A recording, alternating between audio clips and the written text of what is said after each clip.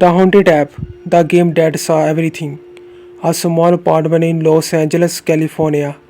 Jason Miller, a 28 years old software developer, had never been a believer in the supernatural. He was the type of guy who laughed off ghost stories and was always trying to explain everything logically. But when he stumbled upon a mobile app called Future Scope, he had no reason to think it would be anything other than harmless. It was a slow evening. He was sitting on his couch, scrolling through his phone in his small apartment. After a tiring day of coding, the app promised to reveal his future, give advice, and even predict the next few days based on answer to simple questions. Intrigued, Jason decided to give in a shot. At first, it was fun. The app asks questions like, "What's your biggest fear?" and "Where do you want to be in 5 years?" Jason thought. The predictions were just random guesses, but they felt strangely accurate. It was all fun and games until the messages started. The first string message came the next day. "I'm watching you." Jason thought it was part of the app's airy marketing. But when the second message arrived that night, it had his heart race. You should not have opened the app. Panic slowly started to set in, but Jason chalked it up to a glitch. Maybe the app was just playing tricks on him. The next morning, something terrifying happened. Jason received another notification. "I know everything about you." He checked his phone's settings. The app had no permission to access his camera, and there was no way it could track his location. But he felt a growing sense of dread as the messages kept coming. Jason tried deleting the app, thinking that would end it, but the messages did not stop. One night, while sitting on his couch watching TV, he received a call from an unknown number. The voice on the other end was garbled, but it was clear enough. "You let me in." Jason's blood ran cold. That night, he checked his phone, but everything seemed normal. He thought maybe it was just a prank call, but the next day, a new notification appeared. "I see you." Jason opened the message, and his eyes went wide. It was not just a text, it was a picture, a photo of him, taken while he was sitting on his desk earlier that morning. He had not taken the picture. His phone's camera had been used without his knowledge.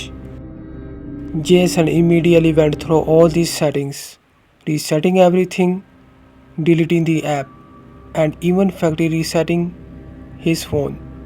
But every time he turned it on back, the app reappeared as if it were a ghost in the system.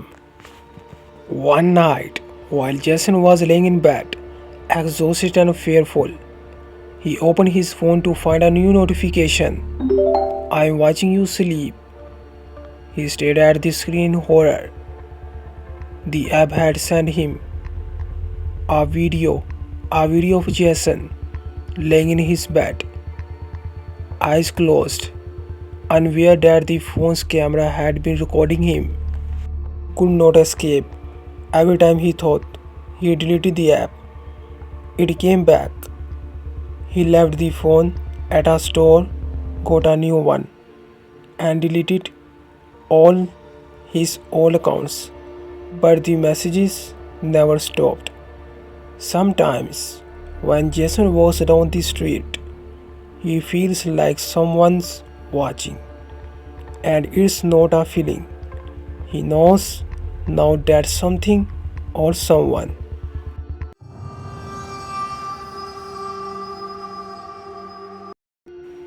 A spacious apartment in New York City. Emma Davis was 22 years old, marketing executive living in New York City. A busy professional, Emma prided herself on being careful with her online privacy. She always kept her phone locked, never posted too much personal information online, and used complex passwords for all her apps. But one night, while lounging in her apartment, she got a string text from an unknown number. The message read, "I see you." Emma rolled her eyes, thinking it was just some wrong number or spam. But then, over the past few hours, the messages started coming more frequently. "I know what you are doing. I can see you on your couch." Emma checked the phone settings, convinced it was some glitch. The phone had no way of assessing her location, or so she thought, but the messages kept coming. The next day, while walking to work, Emma received another message. "I know where you are." Panic set in. She checked the location settings. Nothing unusual. Still, the messages seemed too accurate. Then later that night, she got a picture. It was of her, taken while she was sitting at her desk, working on her laptop, but she had not taken the photo. Her camera app was closed. It was not just a coincidence. Emma freaked out and immediately changed all her passwords. But then the photos started. The next day, while walking down the street, another picture came through. This time it was of Emma from across the street, taken without her knowledge. She could see herself clearly in the photo, looking at her phone, completely unaware of the stalker lurking nearby. She started to panic. She deleted the photos apps, disabled location services, and even reset her phone. But nothing worked. The stalker kept sending pictures of her, taken from different angles, always showing her unaware. One evening, as Emma sat down to dinner, she received a new message. "I am in your room right now." Her stomach twisted. She checked her phone's camera. It had been turned on while she was eating, but it was not showing her. It was showing her bedroom, the door slightly ajar. Desperate, Emma called the police. They traced the number and tried to help, but the messages kept coming from different numbers. Then late one night, she got another video. The footage was chilling. It was of her sleeping. The camera had been one of the whole time, capturing her every move. Emma could not understand how the stalker was doing this. Her phone had no spyware or malware that she knew of. She tried to everything to escape it, but nothing worked. The stalker was inside her phone, and worse, she realized she would never be able to escape it.